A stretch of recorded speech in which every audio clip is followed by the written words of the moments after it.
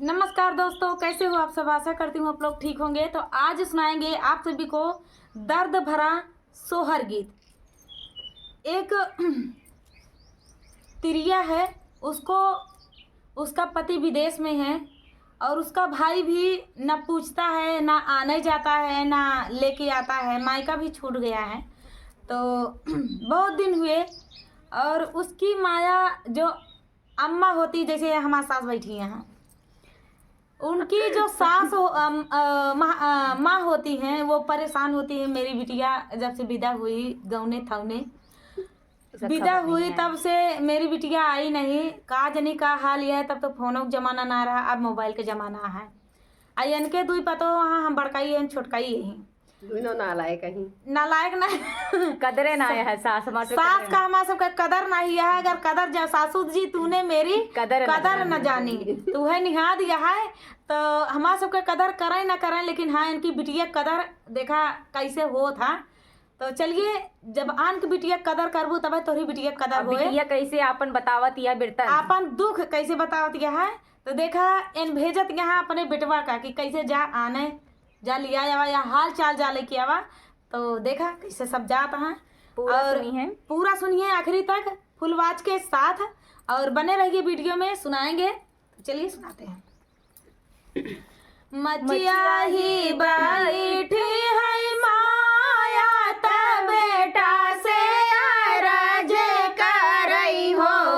बेटा चला जात्या बहिनी के देश, खबर लाइया वाऊ हो। बेटा चला जात्या बहिनी के देश, खबर लाइया वाऊ हो।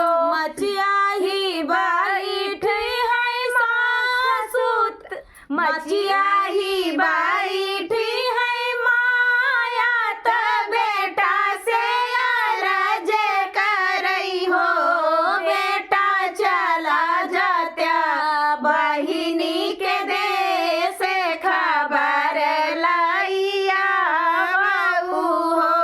बेटा चला जात्या बहिनी के देश, खबर लाइया वाऊ हो।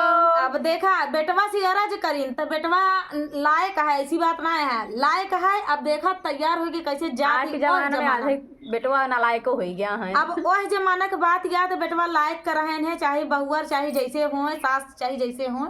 लेकिन देखा बेटवा कैसे जाता है।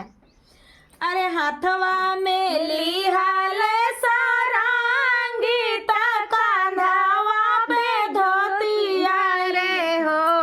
माया धइली है जोगिया के भेष, बहिना देश निकरई हो।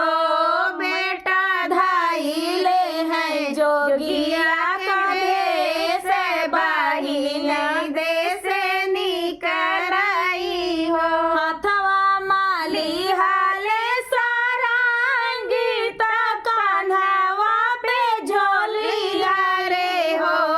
बेटा चलले है जोगिया का भेष, बहिना देश निकरई हो।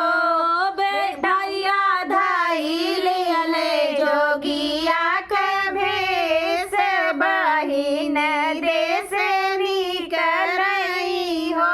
घूमत गाँवा गिराउआ, तयावा रहु भटकई हो। भैया पहुँचाई बहिनी के देश, आलाख जगावई हो। भैया पहुँचाई बहिनी के देश,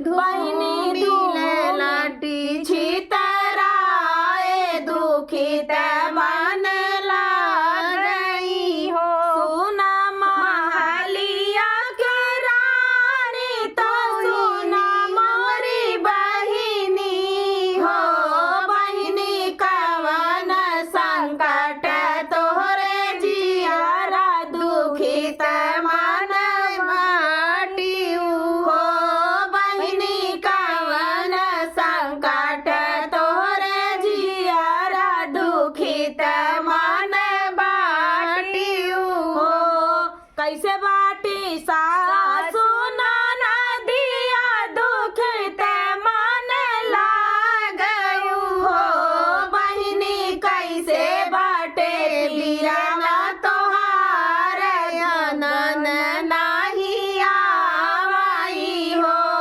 बहिनी कैसे बाटे पियावा तोहार दुखित मन लागई हो बहिनी कैसे बाटे बीराना तोहार नान नाही आवाई हो गाऊ कहिया मोरे जोगिया कहत दुख लागई हो जोगिया सासु मोरी मुखहु ना बोलै ना देता ना मारई हो जोगिया सासु मोरी मुख नहीं बोलै ना देता ना मारई हो जोगिया जेठनी मोरी रोजई गरिया वही भूखा पेटे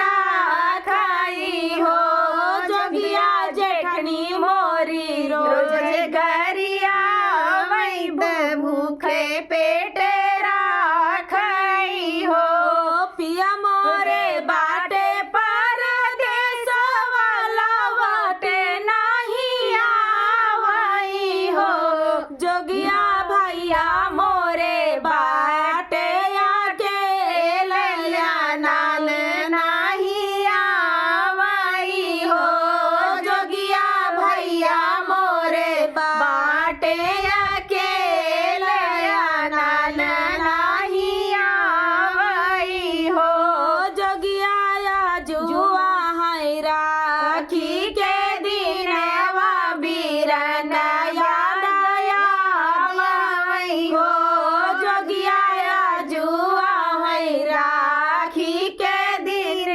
वा बीरन याद आवई बहुत याद आवई हो इतनी बचना सुनाई बीराना नया नया सुढूर गई हो बहिनी जाति बाटे अपने महालिया आशीष मोरा बाटई हो बहिनी जाति बाटे अपने महारिया आशीष हमरा बाटई हो बहिनी देत बाटे तो हो के आशीष बीरान तोहरे आई हाई हो बहिनी देत बाटी तो हो के आशीष बीरान तोहरे आई हाई हो